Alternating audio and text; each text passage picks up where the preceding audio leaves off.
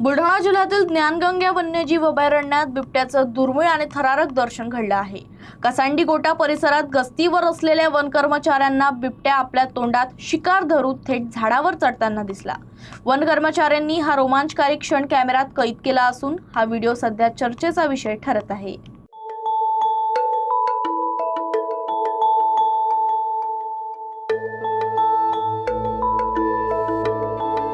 One कर्मचारी योगेश गवळी आपल्या नियमित गस्तीवर असताना त्यांना एक बिबट आपली शिकार तोंडात घट्ट धरून झाडावर चढताना दिसून आला।